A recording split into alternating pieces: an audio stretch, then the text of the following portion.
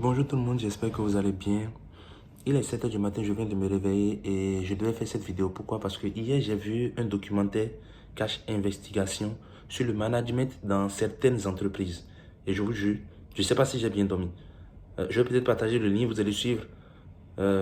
Voilà, ça revient toujours à la même chose où certains disent, je vais en Europe, peu importe le métier, je vais le faire. Et ça m'a... je me suis dit, il faut raconter un peu ton histoire. Moi, quand je suis venu, il y a 2 boulots que j'ai fait et je pense que je ne vais jamais oublier. J'ai fait le ménage pendant 6 mois. Juste 6 mois. Et je vous dis, des fois tu viens, tu dois être là à 7 heures et parfois tu es là de 7 heures jusqu'à 17h30, 18 heures. Oui, ça se passe ici en France. Tu n'as pas de pause. Et tu as quoi, 15, 20 chambres.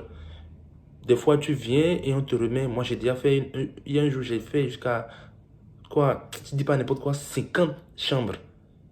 Et quand tu as la malchance de tomber sur des chambres dans lesquelles c'est des Chinois qui étaient ou des Italiens, peut-être je catalogue un peu, mais c'est ce que j'ai constaté. Tu passes limite 1 heure dans une seule chambre. C'est hyper sale. Et il faut te courber ou t'abaisser à chaque fois. Et à la longue, tu as mal au dos.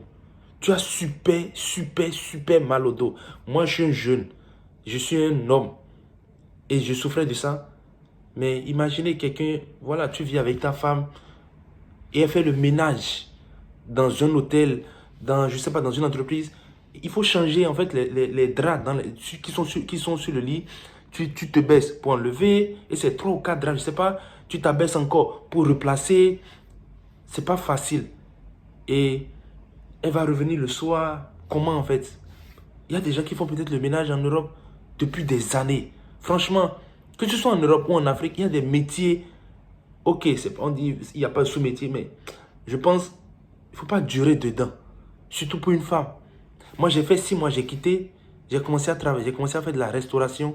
J'ai fait 2 ans. Je restais debout. Des fois, je fais 8 heures, 9 heures par jour en restauration. Debout. Tu finis, ou du moins tu es au resto, tu as mal, c'est dos, c'est lombaire, je ne sais pas, mais tu as hyper mal. Tu as très mal. Un moment, j'ai commencé à porter la ceinture, je ne sais même pas comment on appelle ça, c'est sudation ou quoi, la ceinture qu'on porte pour aller à la salle de sport. Quand je sais que je dois aller au boulot, je la mettais avant de m'habiller pour aller au boulot avec. Je ne me rendais pas compte que je me faisais du mal. Je ne me rendais vraiment pas compte. Et honnêtement, dans ce restaurant, mon patron, on s'entendait bien. Il m'a proposé un CDI. C'est Dieu, c'est comment, mais j'ai refusé. Quand il dit CDI pour... voilà, il fallait que je devais gérer le restaurant, monter de poste, mais j'allais faire tout plein de choses. J'ai refusé. Pour changer de statut, j'ai refusé. Donc imaginez, après j'ai vu aussi un documentaire sur ce qui se passe dans les restaurants 3 étoiles, 4 étoiles à Paris. Les gens vivent la misère. Et quand c'est comme ça se répercute à la maison, sur ton couple. Je vais partager peut-être. Je me souviens, j'étais là, quelqu'un m'a dit, ah mais, tu sais, Boris, à Amazon, on le paye 14 euros de l'heure. J'ai trouvé ça énorme. J'ai dit, ouais, mais il faut que j'aille à Amazon, il faut que je travaille à Amazon. Parce que pour ceux qui ne comprennent pas, en restauration ou bien dans d'autres métiers, c'est quoi? C'est 8, le SMIC, c'est 8,80, je ne sais pas. Donc, Amazon, le double, quand même, qui ne rêverait pas à faire ça. J'ai dit, oui, moi, je préfère aller à Amazon. Je n'ai pas travaillé là-bas, mais après, j'ai vu un documentaire sur comment les gens travaillent. J'ai des amis qui ont travaillé là-bas, mais on vous paye 14 euros de l'heure, mais pourquoi vous démissionnez en fait? Ah, pour lui, c'est pas facile. Vous soulevez, c'est compliqué. Je vais peut-être partager le lien, vous allez voir. À Lidl, dans les entrepôts de Lidl, ils ont une machine où tu répètes, ok, répéter, ok, répéter, ok, répéter. Plus de 3000 fois en 7 heures de temps. Vous imaginez? Tu soulèves un colis chaque 14 secondes. Soit 250 colis par heure, 8 tonnes. 8 tonnes de colis la journée. C'est pas le corps humain. C'est pas, je sais pas moi. Après, c'est quoi la solution? Il y a beaucoup de métiers comme ça. Beaucoup, beaucoup. Si tu ne sais pas... Et des gens, en fin de compte, tu deviens inapte. Tu deviens chômeur à vie.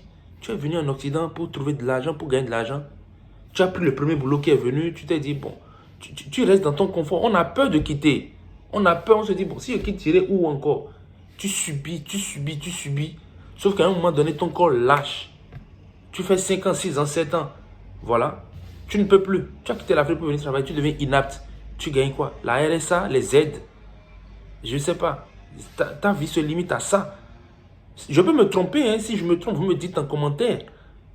Mais franchement, je trouve que ce genre de métier, ok, on peut les faire. Mais il faut garder en tête, ce n'est pas pour longtemps en fait. Je ne sais pas pour combien de temps, mais il faut vite quitter.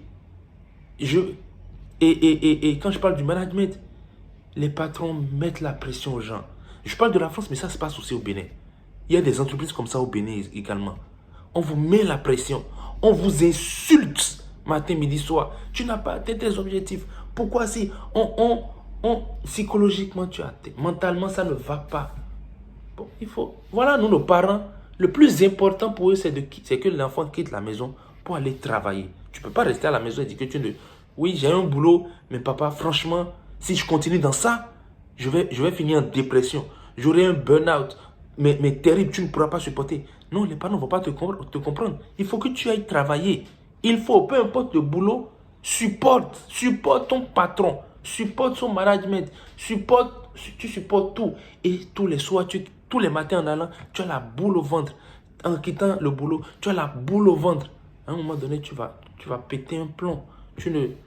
Moi, je ne suis pas venu faire vidéo pour dire aux gens, si vous avez ce genre de boulot, il faut démissionner. Je suis venu dire aux gens, ça existe, même en France.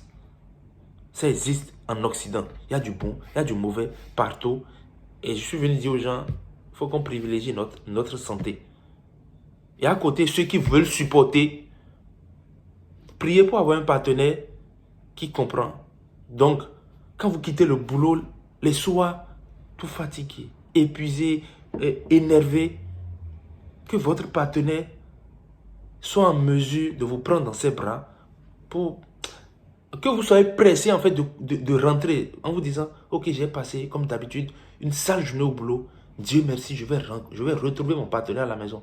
Imaginez vous passer un sale boulot, un sale temps au boulot. Et à la maison encore, c'est des cris, c'est des injures de votre partenaire, c'est des disputes tout le temps. Vous ne pouvez pas. On n'est pas des robots. Peut-être que je dis n'importe quoi. Mais il faut qu'on réfléchisse. Merci.